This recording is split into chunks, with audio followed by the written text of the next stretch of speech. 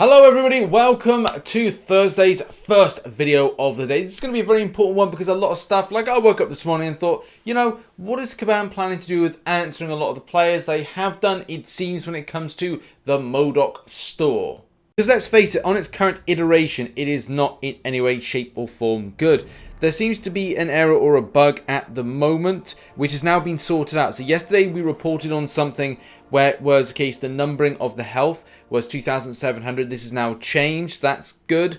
But when it comes to everything like further on, Kabam haven't dropped this in yet, but there have been some further improvements that will be coming very soon, which will be more in the line of 5-star shards and also signature stones. Like, look, I love signature stones. I'm one of, I think there's a lot of people that do like that. I don't think I'm alone in that. But the randomization side of things with the crystals ain't too great. Now, Kabam responded when it comes to a lot of the stuff that players were talking about. There's some stuff that has been missed off, and I don't know if anything is subject to change, but there has been like something that's been put out as a message by Kabam. So let's have a look at this and obviously see whether or not this covers a lot of players' frustrations and criticisms about this event. In any case, the island of Modok is still something I'm so much on the fence of doing in future, basically because of the randomization of bus being a little bit trollish at times, with many players even talking about the idea that when they've re-rolled on the boss, they've had a similar experience I had, where it seemed to be that the champion gets all of the, well, similar things that they got. Like, I was getting spite and masochism re-rolling all the time. It seems that other players are having the same issue as well. Also, just quickly before we get to that forum post, I'm going to be doing a video that deep dives the extent of coins you can get if you only wanted to do the Dr. Modok class use event, and as well if you're balancing out with your contracts, because the contracts have now gone live. They look like they're two-parters and will be 13 if that is indeed the case based on Kabam's post. So I'm going to look at the idea of like, right, well, if you didn't want to do the island of Modok or wanted to do lesser difficulties, what could you actually get from it, and whether or not it was worth to avoid the stuff that maybe kind of eats a lot of your units, time and resources as well. Okay, so now let's talk about this forum post here, which addresses a lot of the players' concerns from the store being put in from the early standpoint. Now, this reflects just the store side of things, but obviously when it comes to the event itself, yeah, it's still kind of like really scuffy, but that's one thing being answered, so let's have a look at it. Okay, to start off with, Kabam Miike points out the fact that this was meant to be a very different time, and that's true. It was a very different time, but it's important to take a complete reboot of your game, make sure that it's got 5 more years, and making sure it doesn't stagnate, which is very important. It looks like more endgame players will get some new type of content next month, and what that will be, maybe it will be a challenge of some kind, maybe it will be something of a big event. It doesn't really give us much indication of that, and it's not cavalier difficulty, but expect some kind of announcement today or tomorrow on the subject of what this new endgame player game mode or event could be. Now, the way this comes across is that this isn't really the general feedback response that I think everyone was kind of expecting, and if this was meant to be what's going to be answered today or tomorrow, or, well, the thing is, it'd be kind of annoying if it goes into next week, because that would be getting close to like the 1 month mark. And 1 month to address things ongoing is a long time, especially because this is meant to be a crucial time for the game. Regardless if there's stuff that's going to be thought about with the future is important for the point of what do players need, require moving forward. Because there's stuff like with this, with signature stones, the game has evolved so much that the game needs certain things like generic signature stones are going to be handy to make one champion particularly good. And at the same time, acquisition of more champions is important for things like gating systems. And especially with certain champions having specific types of interactions where they need different types of abilities and kit to deal with gating systems, and as well double node, triple nodes in things like 6.3 and 6.4, it is important to gather those champions by the means of obviously having more shards. And were there any shards extras this month for people with 5 stars? No.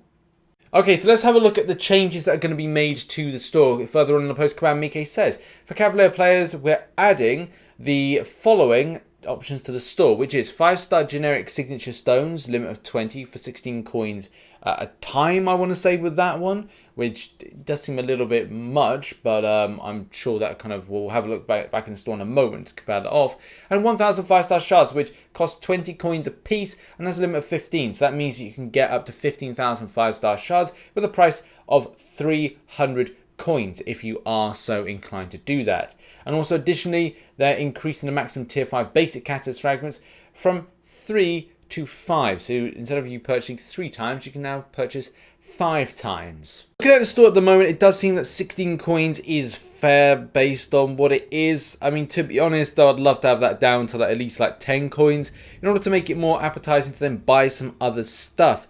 And obviously, if you compare off with other places of the cost of coinage, you can see obviously 4-star there, you can only purchase limit of 4, which I don't know if obviously if this 5-star one they're claiming to, which will be added into the store later on, is actually fair in comparison to what other players of lower lower titleage are actually going to get. Because then if you look at the fact of 4-star shards, you're not making that much of a progressional jump. Because if you look at it, 40 coins to get 500 4-star shards hardly seems fair if it's going to be very different when it comes to getting the 5-star shard variety. And it looks like this situation has got very mixed results in the way that players like and dislike this here. So it's hard to get an idea whether or not players are happy about this, but maybe kind of like, well, it's all right-ish, but it's not exactly brilliant. And I don't know if this is the store is one thing, but the event is another for it to be addressed.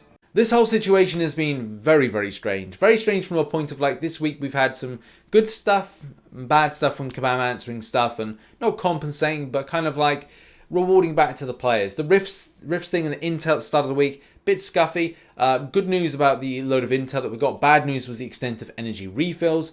And then you look at this situation here of going well, this isn't really in keeping with scaling. The difference is that was a mistake with Intel. This is different. This is building stuff for endgame players and is building stuff for players in general. And there's a few discrepancies that I really have with the way that the 5-star shards work out with how it scales. Because to me that reads 15 limit, 20 coins a piece for 1,000. So 15,000 you purchase. But then you look at the 4-star, and the 4-star is I think it's the same price of coins, but you get 500 a time, and you can only purchase 4 as a limit, so you can only get 1 4-star shard with this. So it gives you allocation to a 5-star featured, if that is indeed the case. So I don't know if that really kind of balances well for players across the board, scales generously. It seems like it's not really the case, but yeah, this is good answer, but I'm sure that there are players that would want to see more from this.